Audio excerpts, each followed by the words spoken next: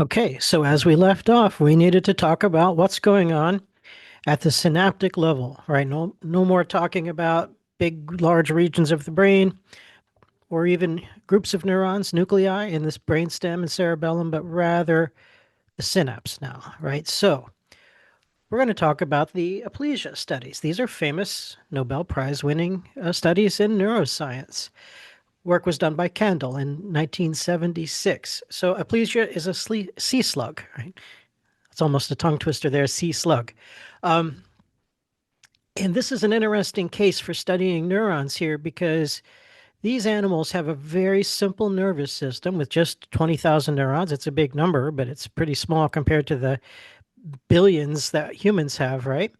But they're actually pretty large neurons, and we can see them without much need for magnification. So we can really see what's going on, even at the level of an axon and a dendrite and what's going on there.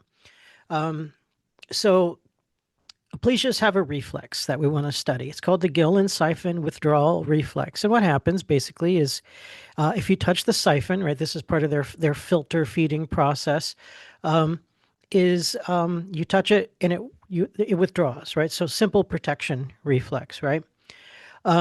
But what we observe here is that if you repeatedly touch the siphon, then it kind of stops reacting, right? It's like, oh, I don't want to go too much to attribute too much thought going on in the animal here, but it's like if there's some sort of repetitive touch, then maybe it's not necessarily a threat anymore, right? So we don't need to keep responding to that same repetitive stimulus. This process is called habituation.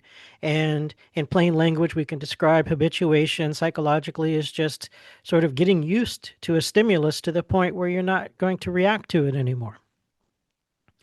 So sometimes I'll compare it to getting bored or something like that. But again, we don't want to go too far in that direction of attributing that kind of thinking to the sea slug here. So we have a few different questions, right? What's going on that it causes the habituation? One thing we could think is that it might be a muscular issue, right? That maybe the muscles have become fatigued. But what we find is that once we create habituation, we can look at the actual effect of the motor neuron on the muscle fibers themselves. And what we find is that the effect of the activation of the motor neuron onto the muscle fibers is completely normal, and the muscle contraction is normal. So that would suggest then that we cannot use muscle fatigue to explain the habituation.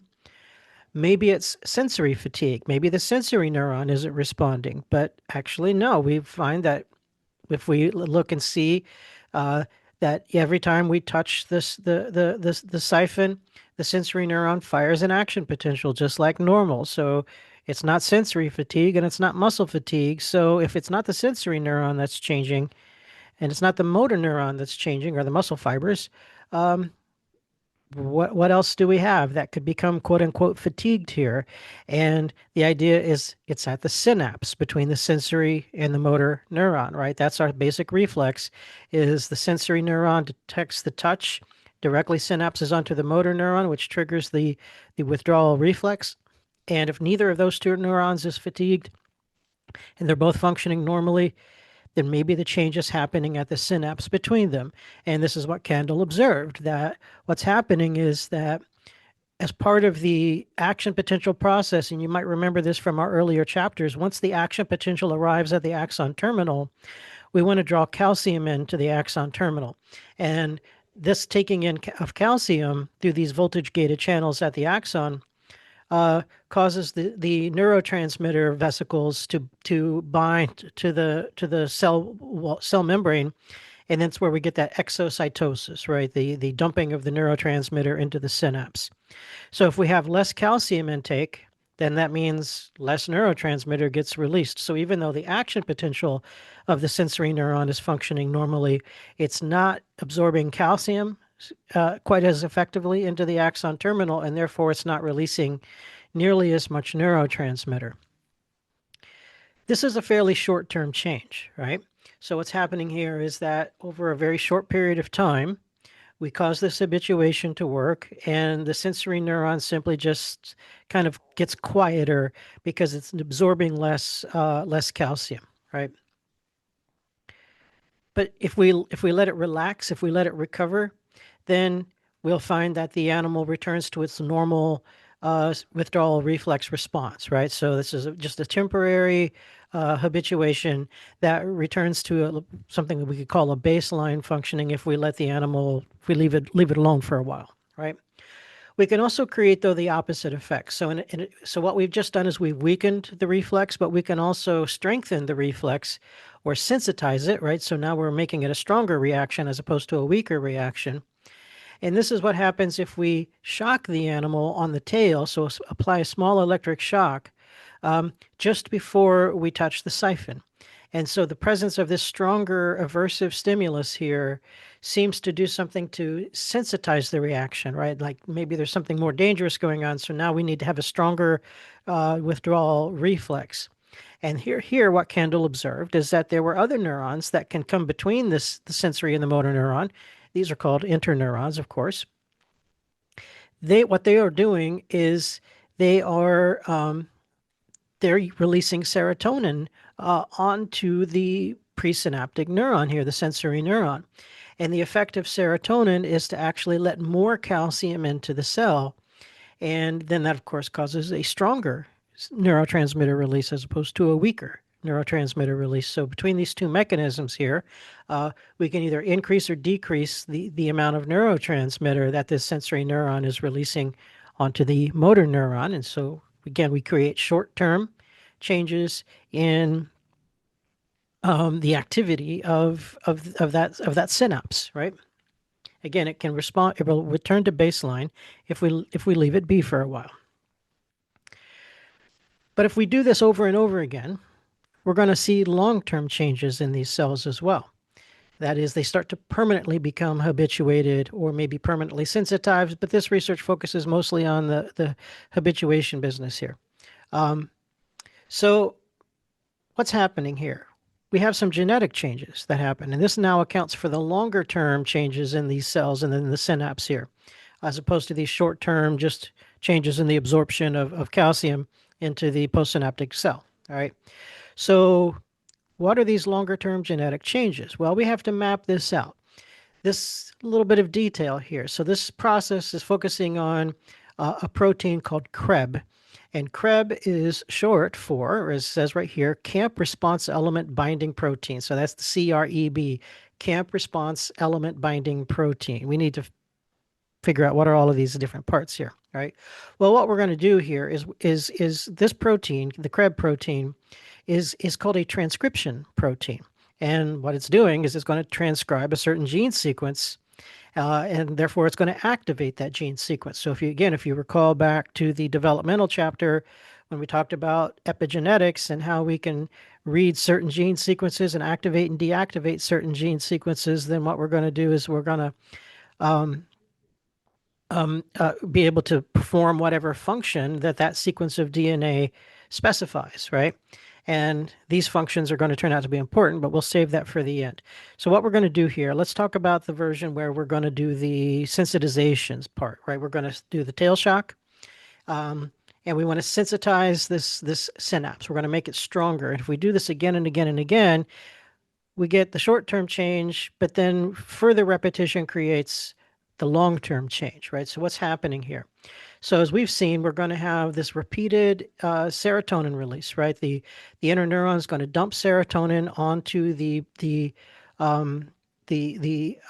synapse, and especially on the presynaptic axon terminal, right?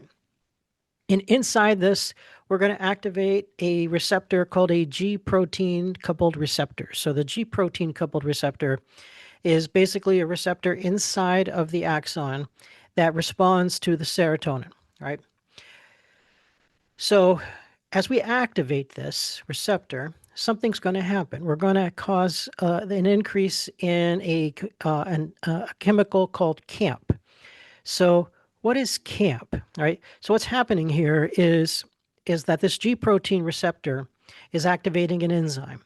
This enzyme is labeled here, it's adenylyl cyclase. And what does adenylyl cyclase do? It converts ATP. So we have ATP in the cell because that's what the cell uses for energy, right? ATP stands, if you recall, adenosine triphosphate.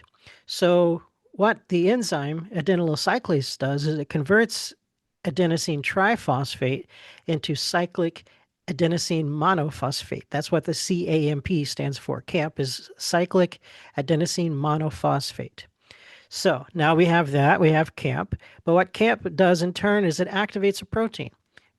This protein, PKA, protein kinase A, is now going to travel to the cell nucleus. And where's what's that's important because cell nucleus is in the cell body, right? A lot of this is happening in the axon terminal, but now we got to go up the axon all the way to the cell body and to the nucleus. But in the cell nucleus, that's where the DNA is, right? So protein kinase protein kinase A goes to the nucleus, and then what does it do? It finds this other protein, CREB, but it's going to phosphorylate CREB. So what is that? Well, the simple kind of overview there, glossing over all the details, is that we are going to activate CREB. And typically what happens here is that we're going to add a specific amino acid to the protein. And by adding that amino acid to the protein, we're going to activate this protein. And then now it's going to go do its job. And what it does is because it's a transcription protein, it's going to go bind to that particular DNA sequence called CRE, which is short for the CAMP response element. This whole thing began when the CAMP levels were rising, right? So now that we have started with CAMP and we've gone through to PKA to CREB, now CREB is going to go do its job and it's going to transcribe this gene sequence that does something. What does it do? Well, as we again learned in the development chapter, these gene sequences regulate cellular metabolism and cellular functioning and structural processes of growth. So that means we're going to grow some stuff. What are we going to grow? Well, we can grow new receptors on the dendrites, and or we can even grow new dendritic spines, and then, of course, more receptors on those dendritic spines. So that means that when it comes to receiving new signals coming from other neurons, that's going to be more sensitive here. We're going to build new axon terminal buttons, right? And by growing new axon terminal buttons, that means we have more branches going out to stimulate the dendrites of the postsynaptic cell, in that case, the motor neuron. And there's going to be other structural proteins needed to support all of the extra growth processes here and the extra cell membranes and everything that has to get built along the way. So all of these multitude of growth processes, and it's not just the CRE gene, but lots of other genes are activated here as well. So we're simplifying quite a bit. But what happens here, though, is that you can see this is a genetic mechanism now that gets activated. We're going to use this chemical process to activate a series of proteins that will in turn read and activate a gene sequence that triggers growth processes, right?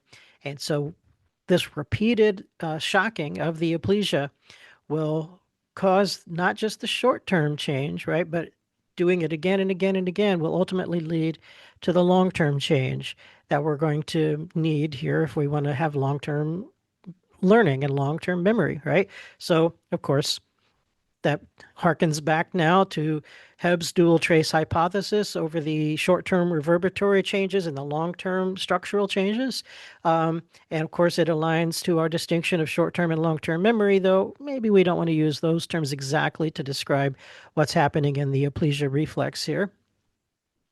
But again, it highlights the critical theme that memory is not stored inside the cell. It's happening at the level of the synapse, right?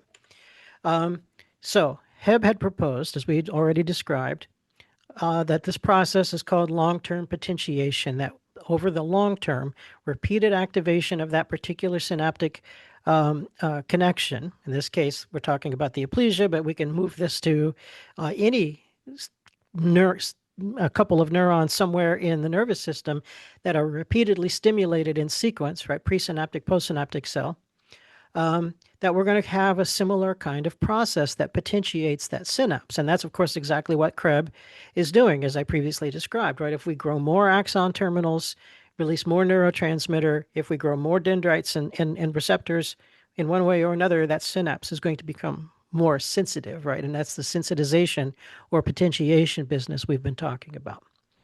So now that we have LTP, long-term potentiation, as our mechanism, what we have just a few different characteristics here. So there are these findings associated with LTP changes that show how exactly it could be useful as a mechanism for memory. And they're listed here: specificity, cooperativity, and associativity. So let me define them. I've got another picture as well to highlight this. But specificity means here that we need to think about the fact that for a given postsynaptic neuron, there could be numerous presynaptic neurons that synapse onto it. So it's receiving input from, say, a dozen um, different neurons, right? Some of those are active, some of those might be less active, right? So, what this means is that once we start having some connections becoming highly active, the LTP changes that occur are unique or specific to just those connections that are active. So, the other inputs that receptors are receiving don't necessarily get stronger. It's just those ones that have specifically been active, right? So LTP can be specific. It's not broad across the entire all of the synapses that any given neuron has, right? But it's only just between the neurons that have been used in that specific communication process. Cooperativity. Now, what this does mean here is that even though that we have the specificity issue here, we can have multiple neurons converging onto a postsynaptic neuron that are simultaneously active. And when they are simultaneously active, we're going to see that specific LTP happening at those synapses. But because we have multiple converging neurons, they're going to add their effects together so that way they can create more or more strong LTP than if it was just a single axon that was stimulating our postsynaptic cell, right? So we're going to get a stronger response out of the postsynaptic cell if it's getting multiple inputs simultaneous. Yeah. And associativity. So what's this one? Associativity means that even though you have synapses that are highly active all at the same time, so specificity is still relevant here. Some of those incoming signals might be stronger than others, right? So one axon might be releasing a lot of neurotransmitter and having a strong effect on the postsynaptic cell, but another axon might be releasing less neurotransmitter and it has a weaker effect. Or at least the number of interconnections there, but in terms of the dendrites, might be fewer for that weaker input. So you have a strong and a weak input coming in, but if they're active at the same time, then what happens is that you can get the LTP happening so that that weak input becomes stronger so it can match the other stronger input, right? So by pairing the weak and the strong input, we can enhance both of them and make that weaker input a little bit stronger. And this is called associativity because now those two separate inputs to the postsynaptic cell have become linked to each other in a way, right? And that's what we mean by associativity here is the association or linking of those two different inputs. So we can illustrate specificity and associativity here. So on the left, we have two pathways here. Pathway 1 and pathway 2 are two separate axons coming into our postsynaptic cell. And if pathway 1 is active while pathway 2 is not active, then what we're seeing is that only pathway 1 will demonstrate LTP, right? We're going to see strengthening of that synapse. We're not going to see any changes to pathway 2, right? Associativity, though, what that's showing here is that pathway 1 is a strong stimulus. I guess that's labeled wrong on that graph. I didn't make this graph. So that's supposed to say pathway 1 is a strong stimulus. Pathway 2 is a weak stimulus, but because they're both active at the same time, we're going to see LTP happening at both synapses. And what that's going to result in is that, sure, the pathway 1, which is strong, might get even stronger, but pathway 2 moves from being a weak input onto the postsynaptic cell to over time becoming a much stronger input onto that cell, right? So essentially, the effect of pathway 1 can make pathway 2 a little stronger here. That's the association business, right? So how is this working, especially on the postsynaptic cell, right? We can talk about the Krebs changes before, but there's a little more that we can say about what's happening to the postsynaptic cell here. So especially when we talk about memory centers in the brain, then we want to talk about a neurotransmitter called glutamate, right? Glutamate is one of the key excitatory neurotransmitters in the brain. GABA is a inhibitory neurotransmitter in the brain. Um, and so whether we're going to have an increase or decrease in sensitivity depends a little bit on whether we're using glutamate or GABA here. But we're going to focus on the glutamate receptors, right? These are again, they're called ionotropic receptors. If we, again, go back to an earlier chapter to talk about the different kinds of synapses, right? But we want to talk about ionotropic receptors, but we also want to remember metabotropic receptors, right? Metabotropic receptors are the ones that trigger these metabolic changes in the postsynaptic cell. So, but we're going to start with the ionotropic glutamate. These are simply just the voltage-gated sodium channels, right? Two kinds. There are AMPA receptors, and then there are NMDA receptors.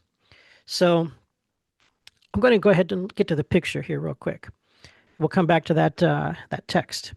So what we have here is a simple diagram that shows a synapse. We have the axon at the top. It's releasing glutamate, and that's our little G molecules there traveling across the synapse. And we see that they can find the AMPA receptor. So the AMPA receptor is just a typical voltage gated sodium channel, right? So the G glutamate molecule binds to the receptor, right? When we've talked about neurotransmitters before, we compare them to just a key that opens a lock, right? So the glutamate matches the shape of the keyhole here. It's going to unlock the AMPA receptor that opens the sodium channel. So now sodium is free to rush into the postsynaptic cell at the dendrite.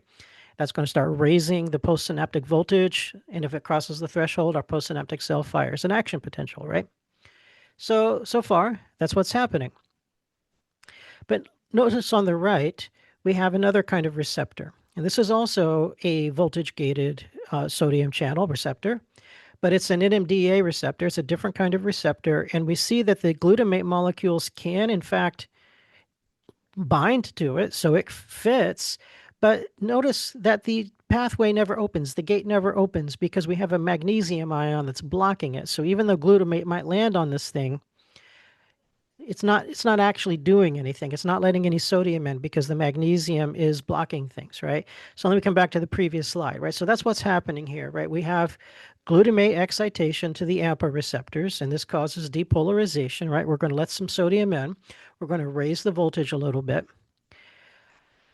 But what happens is that when this occurs again and again, raising the internal voltage of the cell will cause a trigger that actually kicks those magnesium ions off of those NMDA receptors. And so now, if we get rid of the magnesium ion, what happens? Now, the NMDA receptors can also be involved in the synapse. So initially, it's just the AMPA receptors that can be involved in the synapse. But if we activate enough of these AMPA receptors, we're going to trigger this process that kicks those magnesium ions off of the other receptors, the NMDA receptors, and now those can get involved in the synapse as well. So what we have done is we have essentially, I don't want to say doubled, but we have increased. You know, in the case of the picture I have, we've effectively doubled it because we have one AMPA and one NMDA receptor, right? But any given dendrite might have a different distribution in terms of how many AMPA and how many NMDA receptors there exactly are. But the idea is that we have now suddenly just increased the total number of available receptors. We didn't even have to build any new receptors, right? We simply just have, well, maybe what you want to think of here is that these NMDA receptors are receptors that are sort of kept in reserve, right? We're not necessarily going to use them all the time, but if we get enough of this activation, this glutamate activation, then we will eventually start recruiting those NMDA receptors by kicking those magnesium ions off and letting them get involved into the process here. But this is a short-term process because eventually those magnesium ions will find their way back to the NMDA receptors and then reattach to the NMDA receptor, and then they're blocking it and shutting those receptors down again. So a short-term, short-lived way of increasing the postsynaptic sensitivity, right? By kicking off those magnesium ions, we can temporarily access those NMDA receptors, and then that's it, right? But notice also that what happens when we activate these NMDA receptors, right? Those NMDA receptors only get involved when we have a short duration repetition of the synapse. And so we're strengthening the incoming signal, of course, and making it more likely the postsynaptic neuron crosses its threshold. But the repeated activation of the NMDA channels does another thing. It activates a protein, right? It's like our G protein that we just talked about for Krebs, right? And so this is going to then trigger that same kind of process where we're going to start to build more AMPA receptors. We're going to build more dendrites and dendritic spines. And so short-term change is just unlock the NMDA channels. Long-term change is that repeated activation of the NMDA channels triggers these protein events that build more dendrites. And that's what we have here, right? So what we see here now is after we have opened up the NMDA receptor so that we're using both the AMPA and the NMDA receptors, this metabolic process happens that will now allow us to build an extra dendritic spine with another AMPA receptor, and then we're going to end up increasing our total number of receptors even more. Now, keep in mind, this takes time, right? So unlocking the NMDA receptors can happen over this span of a few seconds, right? The growth process takes a much longer period of time for this to occur. So that represents our long-term structural changes to the synapse here. So here what we're seeing is that it's this, repetitive, extensive, long-term stimulation in the postsynaptic cell is going to cause these kinds of changes. But what also happens here, notice this, in addition to what's happening at the postsynaptic cell by building these extra receptors, we're going to have an effect on the presynaptic cell as well. And this is where we have something called a retrograde transmitter. So what's happening is that now the postsynaptic cell releases this retrograde transmitter. So this is a neurotransmitter that goes backwards, right? So normally we think of neurotransmitters as going from the axon to the dendrite, but now these are retrograde transmitters going from the dendrite back to the axon and entering into the presynaptic cell. What are they going to do? They're going to change some of the metabolic function in that cell. We can decrease the threshold of the presynaptic cell, which means it's a little bit easier for that presynaptic cell to become stimulated from whatever synapses it has. It's going to make more neurotransmitter, just like we saw with the aplesia study, right? And we can also cause growth processes through these proteins that will trigger more axon terminals to get built. So one way or another, we're going to get that protein cycle, the Krebs stuff going. So this is now LTP happening both in the postsynaptic cell with more receptors and more dendritic spines, and also in the presynaptic neuron with changes in neurotransmitter production and release and increased sensitivity there. I did mention when we started this that separate from the increasing sensitivity of a synapse called long-term potentiation, we can also have the habituation effect that might be called long-term depression. So now what we want to do is that we want to weaken a synapse, right? So if the synapse is not getting used, right? So you don't want to keep a highly sensitive synapse there that's not actually functional in any particular way and it never gets used. So we can have the opposite effect occurring, right? Opposite to LTP, LTD now, right? So again, we're calling back to the development chapter. We talked about synaptic pruning in early childhood, right? So we're born with all of these synapses, maybe even more synapses than we really need. Experience then determines which ones we want to keep around. And so what is that? That is, well, it's Hebb's law, of course, but it's also this LTP business that repeatedly activating certain synapses by having certain kinds of experiences and being exposed to certain stimuli results in LTP happening, but all of the synapses that never get used, those need to get pruned away. And so that means we want to do LTD here, right? And that's going to eliminate receptors and axon terminals and dendritic spines and all this sort of stuff. We might even connect it to forgetting, for example, right? Because what happens when we forget something, in many cases, it might be because we have a memory trace embedded somewhere And if we keep accessing that memory, we keep it active and we keep reactivating those same synapses, and that helps keep the memory trace active. But a decay theory of memory would suggest then that if I stop thinking about this memory and I never reactivate that particular network that's involved in that memory, then some of those synapses weaken to the point that they get lost. And then it makes it harder and harder to reactivate that memory. Past a certain point, we might not be able to reactivate that memory ever again. And again, that even relates to the extinction process that we began at the very beginning of these notes when we talked about Pavlov. Long term, the classical conditioning is not permanent. It can be undone if we just present the conditioned stimulus without the unconditioned stimulus. That seems to involve important synapses that are no longer active if we are just using the conditioned stimulus alone. And therefore, eventually, we see long term depression happening, the conditioned response disappears. And so that would be an LTD as well. Okay, I think we have wrapped it up. So that will be it, and I'll see you next time.